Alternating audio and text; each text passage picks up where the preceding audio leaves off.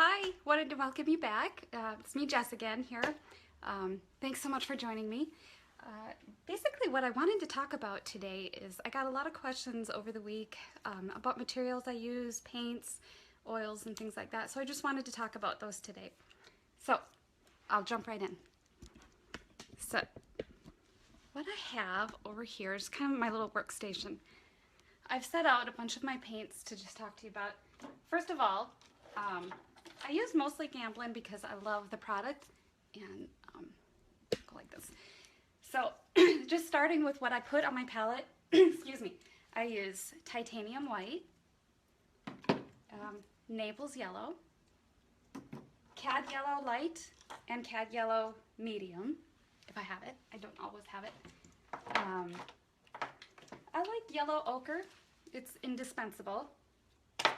Cad red light and cad red medium, burnt sienna, burnt umber, alizarin permanent or alizarin crimson. I've been reading lately that most people are enjoying alizarin permanent, so I'm on board. Ultramarine blue, it's a staple. And then sometimes I put out phthalo blue. It's good. It's a strong color. You have to be really careful with using it. Cobalt blue, and a lot of times I put out Viridian because you can mix it with other colors and it has a nice neutralizing effect with reds. I'm going to go up a little bit like this. Okay, so, and then the other chemicals that I use Gamsol all the time. What I love about Gamsol is odorless mineral spirits. One of the things I love about it is when you use it and then you're done with it, you can let it sit overnight and all of the sediments have gone to the bottom and it's all clear again the next day. So I love that. Hi, Allie. So I have it in a couple different sizes. And then I've gone around the block and used all kinds of different mediums, from liquid to Merge to Galkid, just all different methods of thinning your paint down a little. What I have come around to find is that just good old-fashioned linseed oil works the best for me. I just read recently that poppy seed oil has a tendency to yellow over time, so I no longer use it. Hi, Laurie. Okay. And then somebody asked me if I always varnish, and I do if I can. I will always do a coat of Retouch Varnish because that you can do as soon as it's dry to the touch. And so that looks like this. I buy it just at Utrecht or Blick art stores. And so that's a good one to use. If you're done and you think it might sell right away or whatever, just put a quick coat on it. Thanks, Lori. But if you have your painting after 6 months, do a coat of Damar varnish, let it dry, and you should be good to go. Okay, so linseed oil, I just keep my things super basic. I find it's easier, it's cheaper. So anyway, I want to talk a little bit about setting up my palette. And I basically just use the palette that I use when I'm out plein airing because it's easy. I work every day, so I take it with me. Paint's already out. When I go out painting in the wilderness, it's already set up. So I put it out the exact same way that I just told you the colors. So let me just kind of go down like this. Okay, so again, it's the white. All I have up here up on top are my warm colors. So all of the warm tones stick together, all my yellows, my reds, and like the burnt siennas, burnt umbers. And then I go over to the cools on the other side. And those can vary from painting to painting. Good morning, Ian. Thank you. Okay, so what I'm going to do today, and I'm going to have some fun with this, is I want to tone a canvas. And I get asked a lot of times how I do that fun, splashy, dribbly thing. And I have a little example of a painting that I did a while ago, but I just wanted to show you what I mean in case you're not familiar with that. If you can kind of see some of this effect in here, that like that, it's so fun. And I'll show you how I do it. But first I wanted to get to, Patty Trott had a question this morning. She's not able to join us, but I wanted to address that. She asked what colors I use to initially tone the canvas, and so I'm going to do that first, show her how I tone it, and then we're going to jump into throwing a bunch of paint around. It's going to be fun. Hi, Allie. Okay, so jumping in. what I have here is a bunch of, I have turpentine or Gamsol in this canister, and then I have a clean one down here. So here we go. Getting a bunch of the Gamsol. I jump back and forth between calling it turpentine, sorry, you know what I mean. And so to answer Patty's question, I will get burnt umber and ultramarine blue. This is just kind of my standard go-to. And I will just, oh, let me turn this way. Okay. Just start at the top, sorry, and just let it go to town. I pretty much use this on all my paintings. I vary the amounts. Sometimes I might put, good morning Oscar, thank you. Sometimes I might put more blue in, or more ochre, or more umber, just depending on what I know I'm going to put on that canvas. Today, for the sake of this demo, I'm just going to have some fun, and it'll be cool. But for Patty, I'm just doing a basic, if I was just going to do maybe a still life or whatever, I would do this. If I was going to do a landscape on this great big canvas, hi, thank you, Dennis. If I was going to do a landscape or still life, I would just, I would stick with more of golden tones, ochres, and things like that, because when you paint greenery or whatever the scene is, if there's a lot of greenery, that golden tone on the base of your canvas kind of comes through the foliage and it makes it feel more golden.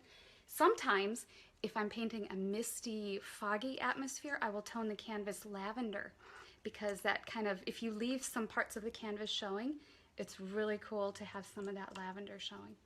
All right, anytime I can take shortcuts, I will. So, getting back to this, I thought it'd be fun with a really big canvas where we could see it really clearly. Also, it's what I had on hand, so here we go.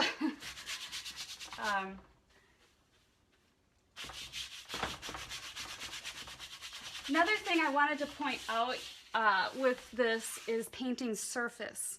If you try to do this technique that I'm going to show you on, no, this isn't yellow ochre, Craig, but you can tone a canvas with yellow ochre and it has a really pretty glowing effect.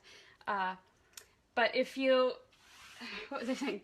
Oh, painting surface. So if you tried to do this technique on like a gessoed panel, it's not going to flow the same. And I found that if you even just a cotton canvas, it doesn't flow the same, but it has an interesting effect, so you just have to try different things with that. Oh, thank you. Okay. Sorry, if I don't say your name, it's because I don't know how to pronounce it. Sorry. Okay. So, Patty, then this is what I would do. I would just kind of wipe it off and clean it like that. And you can let it dry overnight or a few hours, whatever, but gold ochre? No, yellow ochre. You could probably use gold ochre, but I just keep yellow ochre. Okay. So there is that. Now for the fun. I have a photo that I'm going to try on this after. I'm going to tone this canvas and have fun and splatter and splash, keeping in mind that I might try, just to show you how to take a fun canvas that you've done and put a painting on it. I'm going to show you how to do something real simple like that. Don't worry, it'll be fun. Okay, so getting into this, just taking a big brush. I think I'll just take this ridiculous cheap 2.5 inch and just start at the top. I like to go darker at the top and let it trickle down and get lighter at the bottom. So I'm going to start with blues or greens. You can go with whatever, however the spirit moves, whatever's fun. So, oh, that's pretty. You seeing that? Love that. I think I'm going to add some ochre into that to neutralize it because I don't want it to be too electric blue. Ochre, see, what I have here is a lot of phthalo green and phthalo, okay, phthalo green, phthalo blue, and it's just kind of intense, you know, so I'm going to add some browns and ochres to bring it back down to earth. Or if you wanted to leave it like this, you can and make a pretty, I don't know, ocean wave or whatever. I think I'm going to put, that was my horse Ben. I think I'm going to put him running this way with his head about here. So just kind of keeping in mind what you're going to do with your canvas. You know, you may want to just take and kind of not do it as dark in the area where you want that. So let's see, what if I added a little violet purple up here? And I'm keeping my paint really thin with a lot of Gamsol in it, like this. And I'm going to also, at this point, start to do this. Oh, another thing. If you're going to do this, have everything in your studio covered. Have things turned around. I had to take paintings to another room. Ceilings are going to get it. Your floor is going to get it. Walls are going to get it. So if you're worried about it, cover them up. But this is super fun and you'll like it. Okay, so here we go. I'm asked how to do this at a lot of my workshops and classes, and you know, as long as it's an okay situation, we have a lot of fun with it. And you can do this on a much smaller canvas. It's less of a disaster. And it might kind of look arbitrary when you're working on it, but just like I mentioned before, if I know my horse is going to be here, you want to think about that. And sometimes I've done this with portraits, and I've done a horizontal canvas with like my person right here, and then I'm thinking that all of this is like their thoughts, and you can kind of splash and play and you know, and that's fun stuff. A lot of energy in that, but it's you know, we didn't learn this at the atelier. I kind of made it up, but I saw what some artists were doing years ago, Schmidt and others, just letting it drip and stuff, and I kind of really played off on that. David LaFell workshops, I saw him tone the canvas, and then he went like this afterwards on the toned canvas, and I thought, oh, that looks cool. I want to do that. So then I started playing with that and layering color on color on color. I mean, you could practically just frame it when you're done. It's so pretty. So what I'm doing is I'm just taking this paper towel, just, you know, cross-hatching it, whatever. You don't want to see that paper towel texture in there because it's kind of, but just go like that. Beat the heck out of it. It's fun. Take out your frustrations.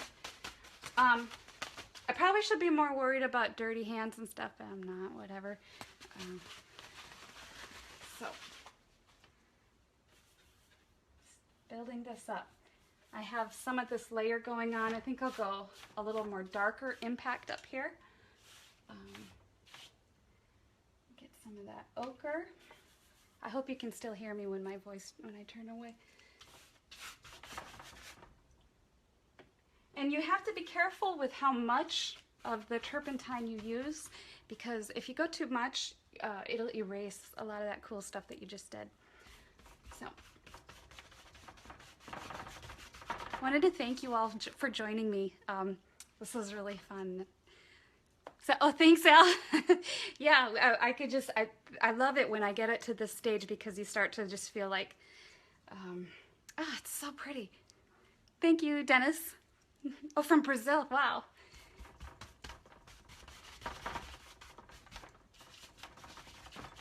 Okay.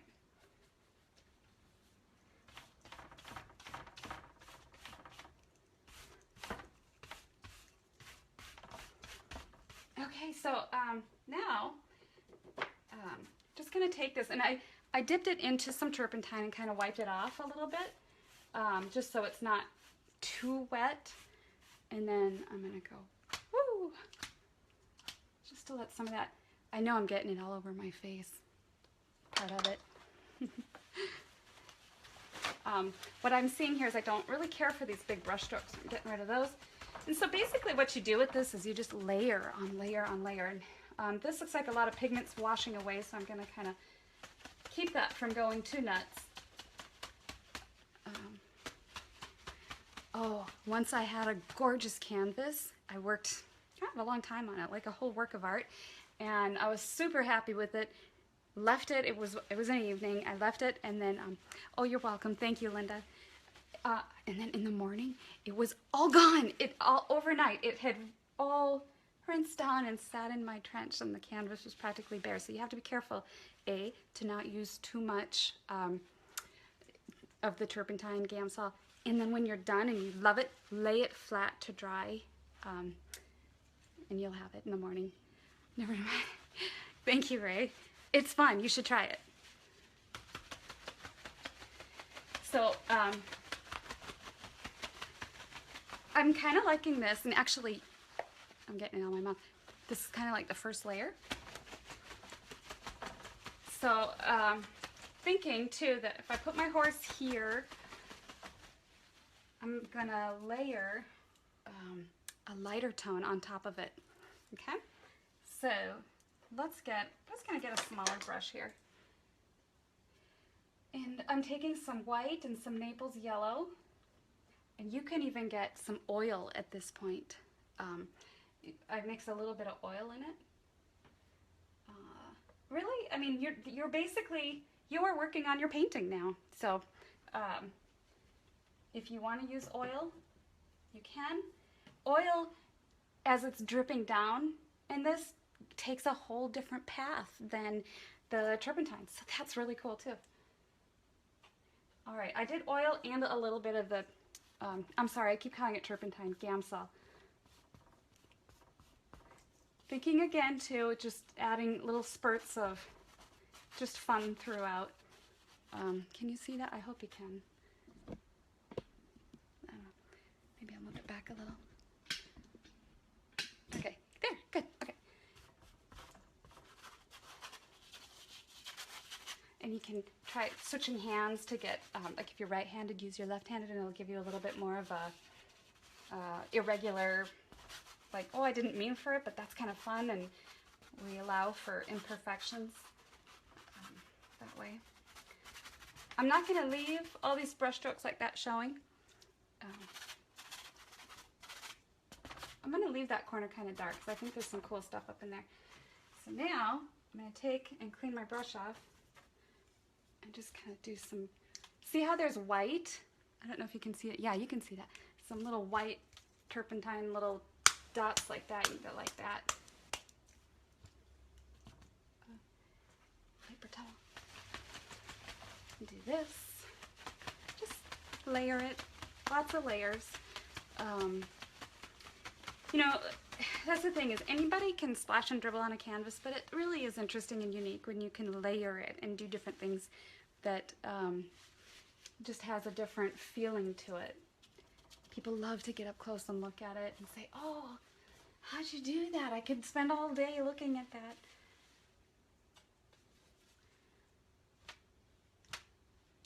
And I have, sometimes I gauge how much of the chemicals I have in there, because some of these I want to run. They look really pretty. And I'm going to take just oil now in some of these colors. And you can go like this. The oil has a really neat effect in that. So at this point, I'm going to get my palette knife and do a little bit of palette knife working on here, just to show you how you can incorporate some other means of applying this and working it into your design. So I'm taking just some blues and greens, a little bit of brown, and since I want it a little darker up in this corner, I'm laying it down like this. Thinking all the time of that beautiful drama that I really want to play with this. I'm also thinking of my subject matter. The horse that I'm going to be painting was just a dynamic, wonderful horse, and super interesting. So I think he would approve of a canvas like this. It just seemed appropriate.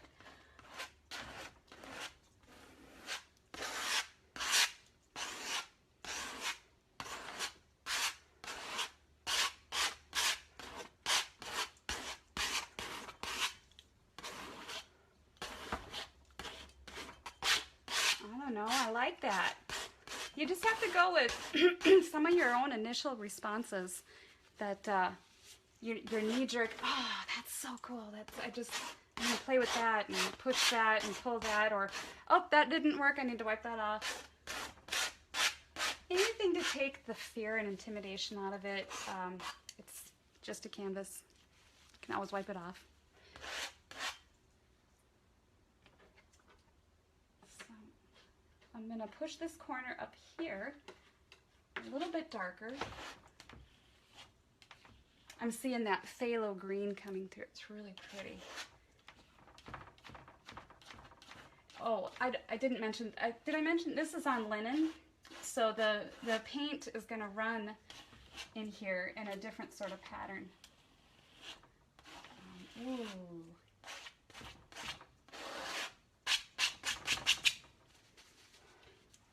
Taking some clean brush.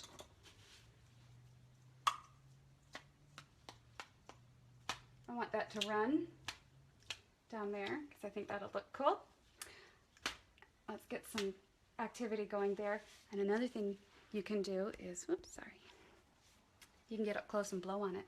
Like when you see a little dribble going down that you like, or you want it going in like a lightning bolt. So let's see. Get one going here that's nice and juicy. And get up close. Do that. That's fun. And it just kind of makes it interesting. You can use a blow dryer, but it doesn't have that, I don't know, that human effect. It's cool. All right, so just gonna do a few more things up here, keeping my splashes now a little bit more delicate.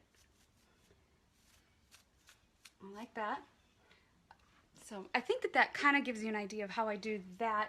All I'm going to do now is show you if I take my picture of my old horse, and I'm just going to put him here. You won't be able to see him on camera because I don't have anywhere to put him, but what I'm going to do is, oh, thank you, Joe. I'm glad you do.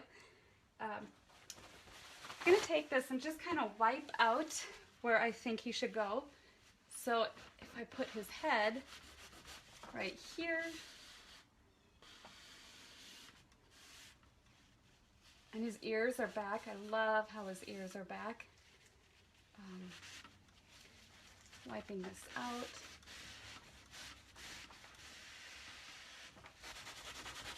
This is his head in here. One of the things that I think is so cool about this technique is that you can put on top of this fun, abstract, something really classical. I've done tight portraits on this, and it just has this unique balance. It's a unique flavor that is just cool. I've done horses on top of these, and really great effect. Right now I'm just kind of getting this clean so that I can think about where I'm going to put paint. That towel's kind of spent.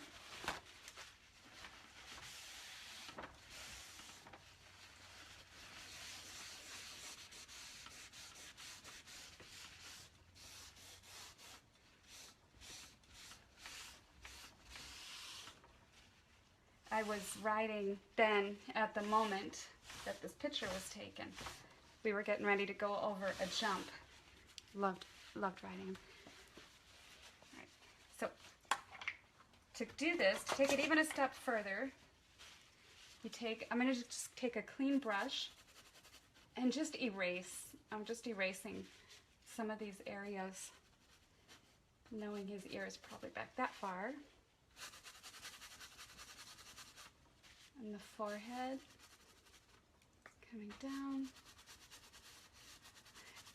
The other day last week, we talked about sort of sculpting out that picture out of the canvas.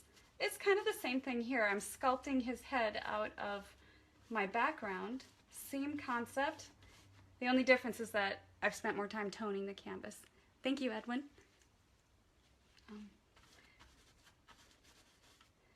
So, working on his head.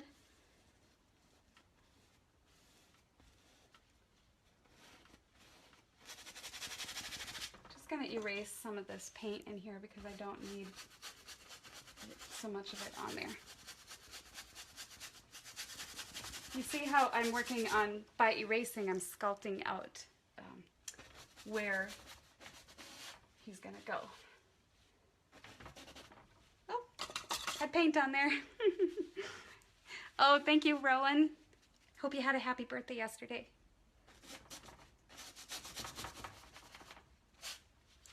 Okay.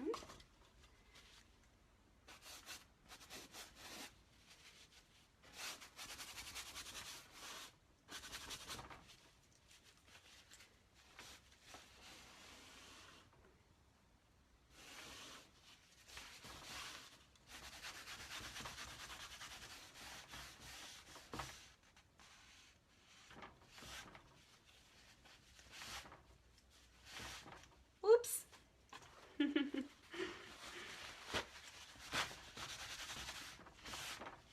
That is what I love about oil painting. Right there. Make a mistake, wipe it off. I don't find I have that kind of forgiveness with acrylics, and definitely not with watercolors. People who are really good at it, I don't know, whatever. They have their secrets.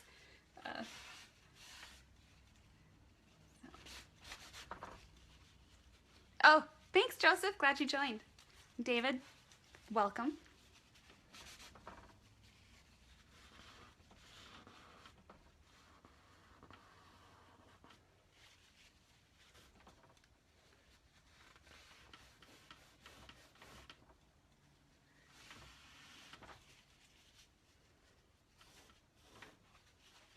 So if you make a mistake in your drawing and you need to have some of that background back, you can always just kind of run a layer of just color, turpentine over it, and kind of just let it do its thing again, like that. I'm gonna put a little bit of his eye in there because it's kind of at that place where I wish that it was there. So let's see. This horse had the prettiest eyes. I guess he didn't die. Thanks, Sam. Oh, thanks, Lee. Okay. I'm so glad to have you guys join me. It's kind of an awkward, vulnerable thing up here, but whatever. It's part of the story, right? So.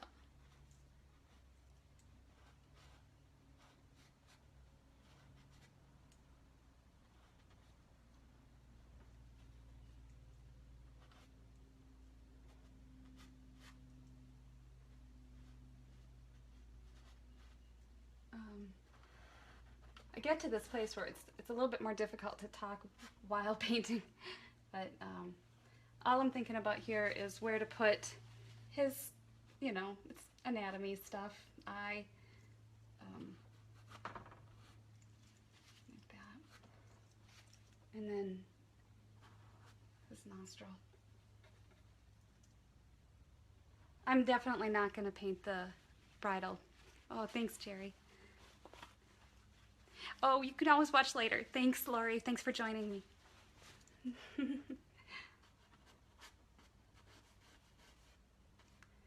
All right.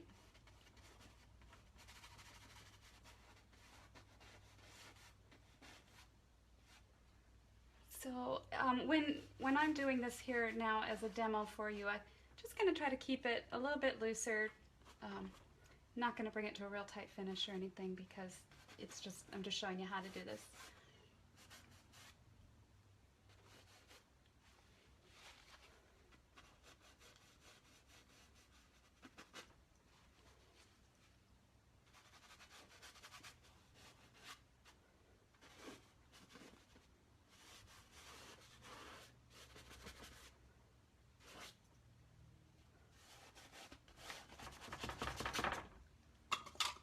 More turpentine. I'm going to run that back in there. That would be really pretty with a lot of thick white paint going back that way, just to get some of that. Definitely you could overkill it, so you want to be careful with, you know, if a little is good, a lot's better. So keeping it simple.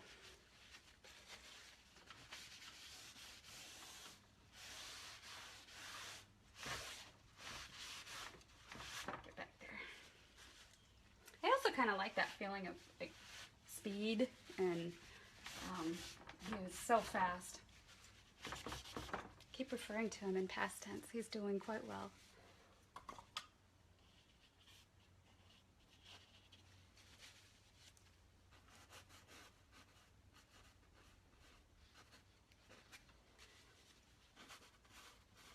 And anyway, so I hope that kind of helps and gives you an idea of how to do one of these backgrounds, or just to play with these painting.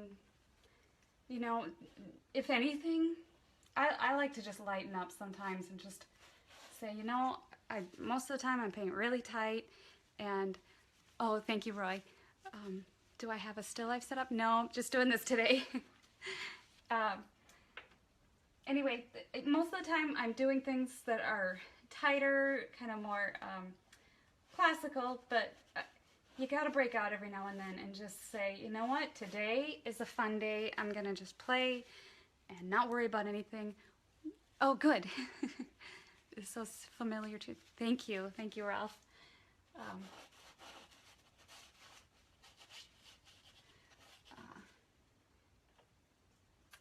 So anyway,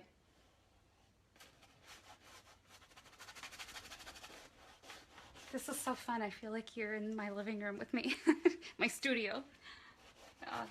Anyway, so I think I'm going to pretty much wrap up this demo here, and thank y'all for joining me. This was so much fun. I'm going to come back and do this again next Friday. We'll come up with some topics and just keep it light and keep it fun. Thanks so much. Have a good day.